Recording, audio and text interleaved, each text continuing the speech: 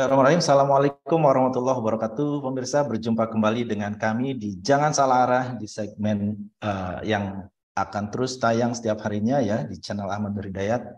Dan seperti biasa kita akan membahas topik atau isu-isu terhangat yang banyak dibincangkan di publik ya saat ini. Dan topik kali ini adalah mengenai impor beras 500.000 ton targetnya. Dan saat ini kabarnya sudah diimpor 200.000 ton dari Vietnam. Dan tentunya ini menjadi sebuah pertanyaan bahwa tahun kemarin kita mendapatkan penghargaan ya dari IRRI ya tentang swasembada beras. Dan kita akan membahasnya dengan pakar kebijakan publik, narasumber tetap kita yaitu Bang Ahmad Nur Hidayat yang sekarang sudah siap menemani kita.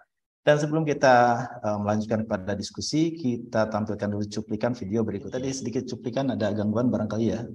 Oh ya, kita lanjutkan saja bahwa ini sudah disepakati, sudah disetujui oleh Kemendag ya, yaitu Bapak Zulkifli Hasan. Dan tentunya ini menjadi sebuah persoalan karena pada saat ini kita sudah mulai adanya panen raya untuk beras ya, sehingga keberadaan impor beras ini sangat dikhawatirkan oleh para petani sehingga terjadi jatuhnya harga dan mereka menderita begitu. Dan yang dipertanyakan adalah mengenai mendapatkan penghargaan tersebut.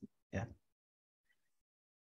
Mengungkapkan keputusan impor 500 ton beras yang dilakukan Bulog demi memenuhi cadangan beras pemerintah yang kian menipis di samping harus memenuhi stok sebanyak 1 juta ton beras.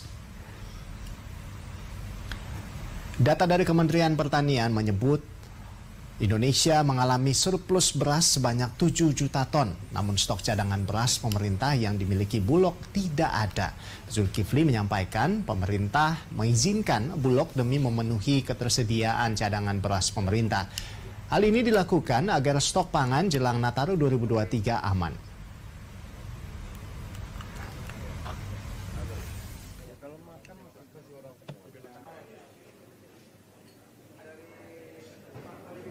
Ya, jadi beras itu tadi saya mengatakan kita semua tadi tidak setuju impor beras, semua lah nggak ada. Pemerintah tidak ingin impor beras karena datanya Kementan itu kita punya surplus 7 juta. Tapi harga di pasar naik, maka Bulog operasi pasar kan. Nah, agar confident stok Bulog itu harus lebih dari 1 juta. Nah, ini sudah hampir habis stoknya. Bulog harus beli ke pasar, yang 7 juta mau dibeli, belinya di atas harga pasar. 10.000 pun dibeli juga, barangnya nggak ada. Ya tentu khawatir kita ya, beras ini kan nggak boleh main-main.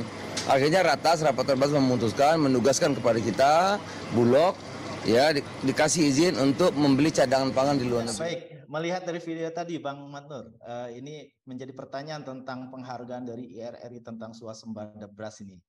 Karena kenyataannya begini Bang, gimana Bang menurut tanggapan Bang Mantur? Jadi kalau kita ingat bulan Agustus ya 2022 tahun ini, itu kan pemerintah yang diwakili oleh Presiden langsung itu mendapatkan penghargaan sebagai swasembada ya, sistem pertanian tangguh dan swasembada beras yang menggunakan teknologi inovasi padi.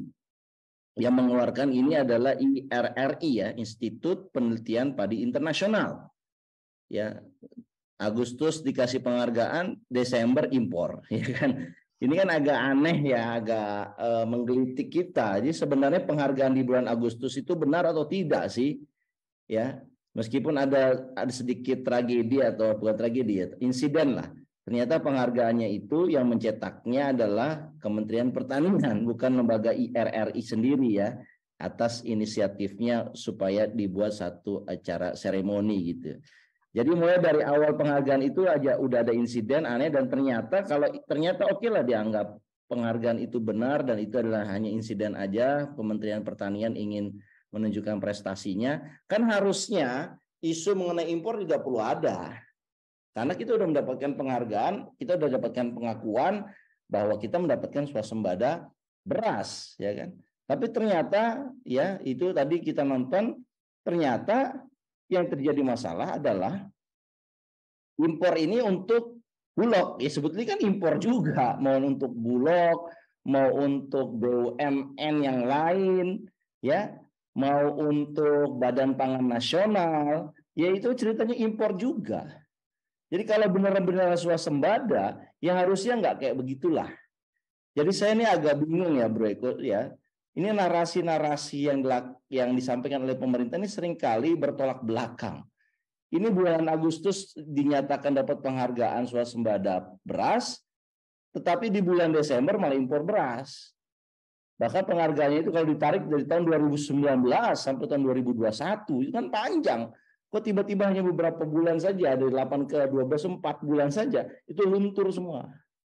Jadi saya kira ini sangat disayangkan ya, dengan alasan apapun lah, kalau seandainya kita sudah dinyatakan sebagai lembaga negara yang sudah memiliki swasembada beras, kan harusnya malu kita melakukan impor ya.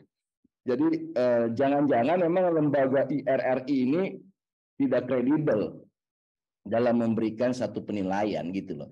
Ataupun kalaupun dia kredibel, mungkin dalam kasus ini dia bias. Kenapa? Karena mungkin datanya hanya dari satu departemen, yaitu Departemen Pertanian. Mungkin dia nggak ngecek data yang lain. Mungkin data BPS, data Bulog, data Menteri Perdagangan gitu. Tetapi kan memang gini ya, memang negara harus memastikan ketersediaan pangan, terutama beras gitu ya. Mungkin pemerintah memilih gini, udahlah nggak apa-apa kita dibilang nggak konsisten, yang penting rakyat nggak kelaparan, gitu kan? Jadi heroik sekali ya pernyataan dari pejabat tersebut. Tetapi sebenarnya di situ mengandung makna yang menurut saya dalam. Harusnya negara kita ini, ya pengelola negara kita ini mengelolanya itu secara profesional, secara disiplin administrasi gitu loh, bukan secara asal-asalan ataupun ego sektoral gitu. Nah ini yang diperlihatkan kok data Kementan beda, data Bulog beda, data Kementerian Perdagangan beda. Jadi kayak negara main-main gitu loh. Kan masing-masing kementerian ini kan punya menteri koordinator. Ya, ngapain aja menteri koordinatornya kalau dia tidak melakukan, harusnya kan melakukan apa namanya? Integrasi data. Ya, ini data hanya di atas kertas. Padahal negara itu punya kemampuan untuk langsung mengecek ya dengan sistem kenegaraan yang kita punya sampai ke tingkat partai, sampai ke tingkat lumbung-lumbung di desa-desa, kan harusnya bisa dicek. Kalau seandainya kita mau, kita bisa membuat itu real time. Berapa yang ada di lumbung desa A, desa B seluruh Indonesia itu bisa dicek. Ya, itu dibutuhkan satu memang visi dan imajinasi yang besar ya. Dan saya kira kok kelihatannya itu yang kurang dari negara kita saat ini ya. Bahwa pengelola negara kita ini kurang imajinasi dan kurang visi yang besar gitu ya. Ya, saya kira kalau dengan begini ceritanya ya kadang-kadang kita dapat penghargaan karena data satu yang salah, tapi kadang-kadang kita melakukan apa istilahnya tindakan yang melanggar pelanggaran itu, penghargaan itu. Kalau penghargaan adalah swasembada beras, ya harusnya malu lah negara yang sudah swasembada beras kemudian hanya 4 bulan berselang kita kemudian impor, dan impornya nggak main-main ya, 500.000 ton. Itu kan jumlah yang sangat besar sekali.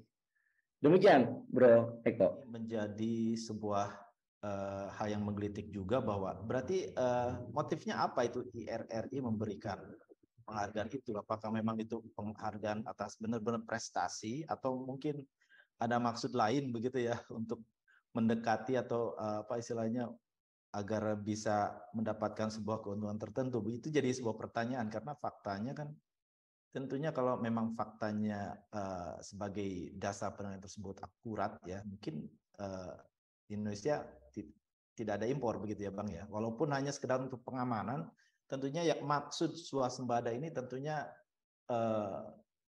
ketahanan juga dalam menghadapi berbagai kemungkinan. Ini tadi dari video ternyata mau beli saja dengan harga yang tinggi, barangnya nggak ada katanya, sehingga harus impor katanya. Berarti kan tidak terbukti begitu. Gimana? Soalan pangan ini kita masih punya PR ya. Dalam kehidupan bernegara kita punya PR. Pertama kan data produsen.